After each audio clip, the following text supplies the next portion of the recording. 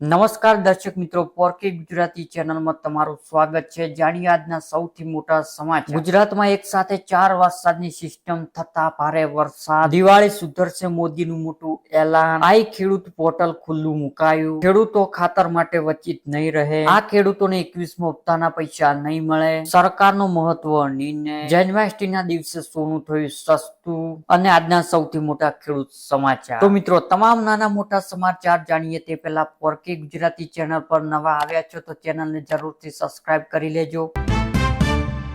ગુજરાત પર એક સાથે 4 વરસાદની સિસ્ટમ એટલે કે મિત્રો રાજ્યના લાંબા સમય વિરામ બાદ મેઘરાજ ફરીથી ધમાકેદાર એન્ટ્રી થઈ ગઈ છે, જે ઉત્તર ગુજરાત અને મધ્ય ગુજરાત સહિતના સૌરાષ્ટ્ર વિવિધ વિસ્તારોમાં આજે ધોધમાર વરસાદ વરસ્યો હતો. ત્યારે મિત્રો આ વરસાદના કારણે ખેડૂતોને આનંદની લાગણી જોવા મળી રહી છે, જ્યારે ભારે બફારાથી ત્રાહિમામ પોકાર ગયેલા લોકો પણ રાહત મળી છે. આ દરમિયાન હવામાન વિભાગે એક મોટી આગાહી કરી છે, જે ગુજરાત પર એક સાથે 4 વરસાદની સિસ્ટમ છે તે સક્રિય થઈ ગઈ છે, જે મિત્રો જેના કારણે 17 તારીખ દક્ષિણ ગુજરાત અને સૌરાષ્ટ્ર જિલ્લાઓમાં ઓરેન્જ એલર્ટ જાહેર કરવામાં આવ્યું છે. ત્યારબાદના મહત્વના સમાચારની માહિતી મેળવીએ તો મિત્રો, દિવાળી સુધરશે, મોદીનું એલાન એટલે કે વડાપ્રધાન શેરી વિક્રેતાઓ માટે શરૂ કરાયેલી યોજના પીએમ સ્થાની યોજના પણ ઉલ્લેખન કર્યું છે કે લાલ કિલ્લા પરથી પીએમએ કહ્યું છે કે અમે દિવાળીના અવસર પર એક નવો જીએસટી રિપોર્ટ લાવી રહ્યા છીએ, જે જીએસટી દરોની સમીક્ષા કરવામાં આવશે, જેનાથી લોકો માટે ટેક્સ ઓછો થશે, જે ખૂબ જ સરળ પણ રહેશે.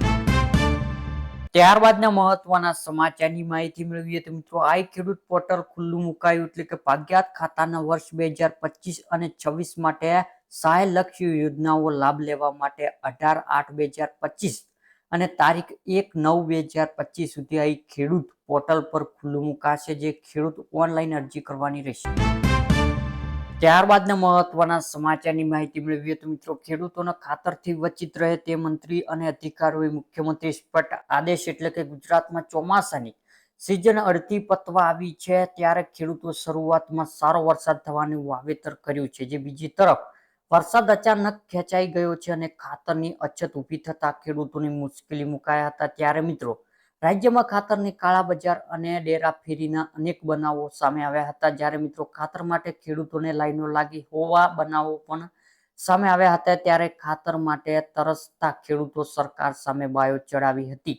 આજે ગાંધીનગરમાં મુખ્યમંત્રી અધ્યક્ષસ્થાને મળેલી કેબિનેટ બેઠકમાં ખાતરનો મુદ્દો ચર્ચામાં આવ્યો હતો. ત્યારબાદના મહત્વના સમાચારની માહિતી મેળવીએ તો મિત્રો, આ ખેડૂતોને 21મો હપ્તો નહીં મળે એટલે કે દેશના કરોડો ખેડૂતો પીએમ કિસાન યોજનાનો લાભ લે છે, જે 20મા હપ્તા પછી હવે 21મો હપ્તો છે તેની રાહ જોઈ રહ્યા છે.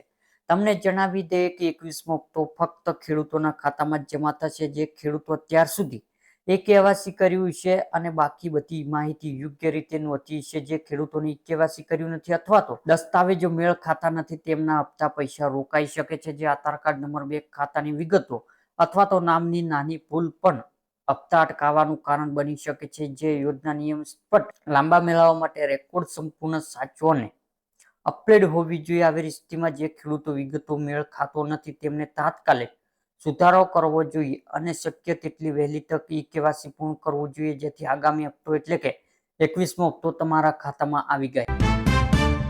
ત્યારબાદના મહત્વના સમાચારની માહિતી મેળવીએ તો મિત્રો, સરકારનો મહત્વ નિર્ણય એટલે કે વરસાદ ખેંચાતા સરકાર ખેડૂતોના હિતમાં મહત્વ નિર્ણય કર્યો છે.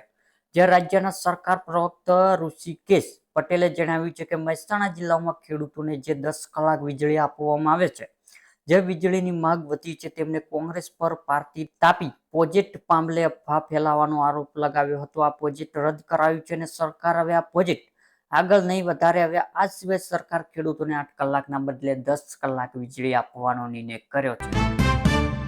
ખેડૂતોના પૈસા ડબલ થશે એટલે કે સરકાર તમામ ખેડૂતો માટે કિસાન વિકાસ પત્ર યોજના છે તે શરૂ કરી છે અને ખેડૂતોને આ યોજનામાં રોકાણ કરવાનું હોય છે. આમાં ખેડૂતોને પાત્ર ખાતરીપૂર્વક જ મળતર નહીં, પરંતુ બમણા પૈસા પણ મળશે. આ યોજના હેઠળ ખેડૂતોને રોકાણ પર 7.5% વ્યાજ મળશે. આવી સ્થિતિમાં ખેડૂતોના પૈસા જે 120 મહિનામાં ડબલ થઈ જતા હતા, તે હવે 15 મહિનામાં ડબલ થઈ જશે. આ યોજનામાં લઘુત્તમ 1000 રૂપિયાનું રોકાણ કરવું પડશે, જે પોસ્ટ ઓફિસ જઈને ફોર્મ ભરવાનું રહેશે.